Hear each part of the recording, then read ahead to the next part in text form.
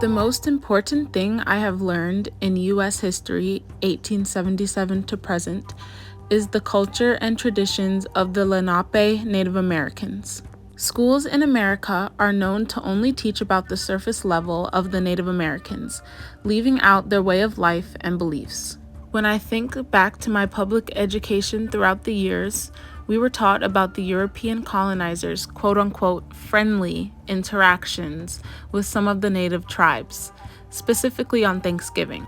But I never learned about how there was over 500 tribes and over 200 different languages spoken until I attended my U.S. history class in college. The tribe that I will focus on today, the Lenape Indians, resided on the east coast of the United States. The Lenape lived in what we now know as New York, New Jersey, Pennsylvania, and Delaware. But before I tell you about the lives of the Lenape, we first have to discuss a little bit of folklore. The Grandfathers Speak is an excellent book about the Lenape people and their beliefs. It starts in the beginning where there was endless space. The Creator had a vision of the stars, the sun, the moon, and the earth. On earth, he had a vision of mountains, valleys, lakes, rivers, and forests. He saw the trees, crops, flowers, and grasses. He saw the living beings that crawl, fly, walk, and swim. Through thought, his creation came to light. The keepers of creation were created first. 4 powerful beings were created to help him in his task of fulfilling and creating the vision. The spirits of rock, fire, wind, and water. The grandfather of the north controls the power of rock and gives us winter. The grandfather of the east controls the power of the wind and gives us spring. The grandfather of the south controls the power of fire and gives us summer.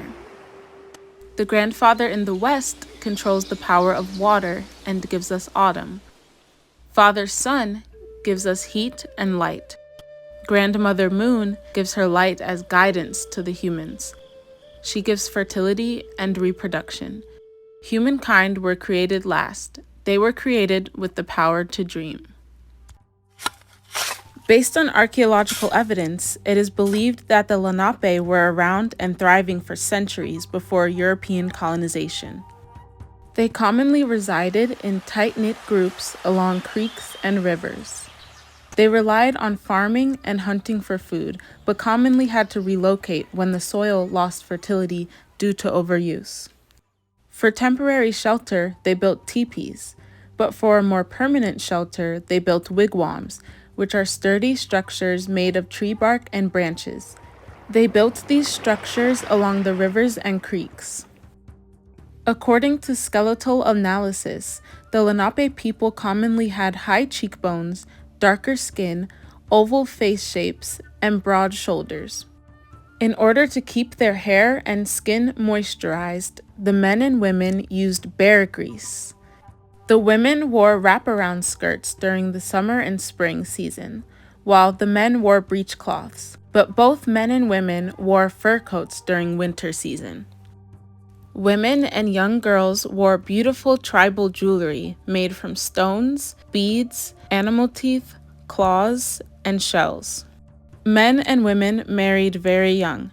Usually girls around the age of 13 or 14 would marry a young man around the ages of 17 up to 19. Some marriages lasted while others didn't. Those who wished to divorce had the freedom to do so. Men wishing to separate from their wives would leave the home they shared. But women wishing to leave their husbands would leave all of his belongings outside of the wigwam that they shared. It takes a village to raise a child, and the Lenape Indians knew this very well. Together, the women would teach all of the daughters how to forage for edible plants. The daughters were also taught how to raise the babies, toddlers, and young children. But on a more personal level, mothers taught their daughters how to recognize which plants were edible and which were not. They also taught their daughters how to garden, gather roots, and collect eggs, nuts, and clams. Women's labor entailed sewing, cooking, tanning hides, and foraging for berries and fruit. Corn was the main crop, but squash, tobacco, pumpkins, and sunflowers were all harvested as well. During the spring and summer months, children would help the women in their family collect apples, water lilies, butternuts, and persimmons. The men and elders taught the young boys how to hunt wildfowl, rabbits, muskrats, white-tailed deer, and foxes. Men also hunted herons, hawks, eagles, turkeys, and pigeons. When the weather was warm, they went fishing. The men also bore the responsibility of making wigwams, weapons, and tools. Tools were made from animal bones, stone, grasses, and wood. Overall, I believe that the story of the Lenape Indians hits close to home because their land is what is now known as Pennsylvania, New Jersey, and Delaware. I think that would intrigue students to keep learning about the Lenape. The way I would go about teaching my students about the Lenape Indians would be probably by setting up a game similar to the Oregon Trail, where students would gather up in groups and role play what it is like living in this society. I feel like role-playing learning is really good for students to become immersed into the topic, and it helps them to retain the information that they have learned if they put themselves in the shoes of the Lenape Indians. I hope you found this video to be informative. Thanks for watching.